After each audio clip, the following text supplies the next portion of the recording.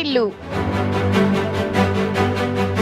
విజయనగరం పట్టణంలో గల కంటైన్మెంట్ ఏరియాలో ఒక ఇంట్లో చోరు జరిగింది. దాన్ని ఛేదించిన పోలీసులు. వివరాలు వెల్లడించిన ఎస్పీ బకుల్ జిందాల్. అందరికీ నమస్కారం.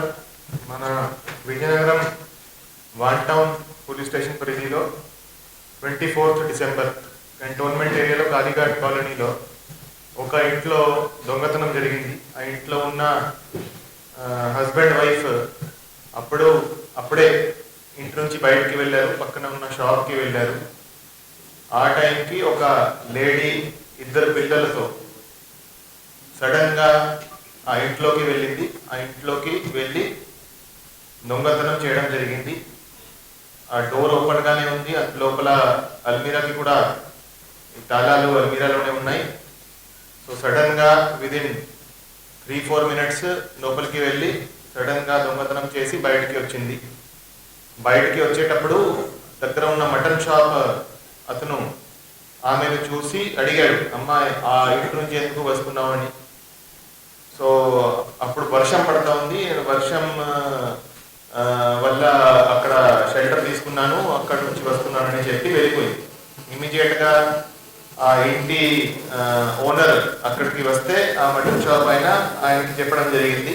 సో లోపల వెళ్ళి చూస్తే అల్మీరా నుంచి అరౌండ్ 18 తులాలు గోల్డ్ ఆ రోజు దొంగతనం జరిగిందని గుర్తించడం జరిగింది. ఇమీడియట్గా వచ్చి విజయనగరం వన్ టౌన్లో కంప్లైంట్ ఇచ్చారు, ఎఫ్ఐఆర్ రిజిస్టర్ చేశారు. ఇమీడియట్గా విజయనగరం వన్ టౌన్ ఇన్స్పెక్టర్ గారు, అదేవిధంగా ఎస్ఐ గారు, స్టాఫ్ ఇమీడియట్గా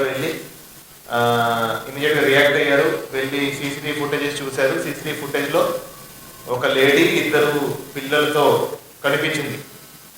సో అక్కడ నుంచి ఆమె సీసీటీవీలో ఆమె ఒక ఆటో ఎక్కినట్టు, తర్వాత మన బస్ స్టాప్కి ఆర్టీసీ బస్ డిపోకి వచ్చినట్టు ఆ రోజు గుర్తించడం జరిగింది. కానీ ఆ లేడీ ఎవరు అనేది ఆ రోజు ఇమీడియట్గా మనం గుర్తించలేకపోయాము.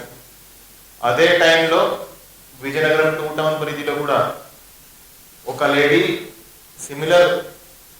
సిమిలర్ ఎంఓతో ఇంకొక ఇంట్లోకి దూరింది. ఆమెను ఆ రోజు రెడ్ హ్యాండెడ్ పట్టుకొని విజయనగరం. సో 2 లేడీస్ చేసే విధానం ఒకేలాగా ఉంది, మనం గుర్తించాము.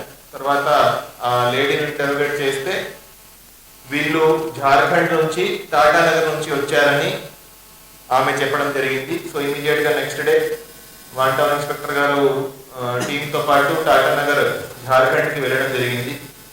అక్కడ వాళ్ళ ఇంటి ఐడెంటిఫై చేయడం జరిగింది. అక్కడ వెళ్ళి వాళ్ళ గురించి కొంత ఇన్ఫర్మేషన్ గ్యాదర్ చేయడం జరిగింది. ఆ ఇన్ఫర్మేషన్ బేసిస్ మీద తర్వాత వాళ్ళు హైదరాబాద్ కూడా వెళ్ళారని మనం గుర్తించడం జరిగింది. హైదరాబాద్ వెళ్ళారు, కానీ ఎక్కడ కూడా ఏమీ దొరకలేదు, ఏమీ క్లూజ్ లేవు.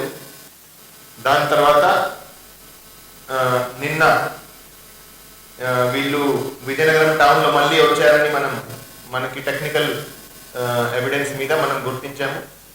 సో విజయనగరంకి వాళ్ళు మళ్ళా ఆఫెన్స్కి వచ్చారు, మళ్ళా దొంగతనం చేయడానికి వచ్చారు.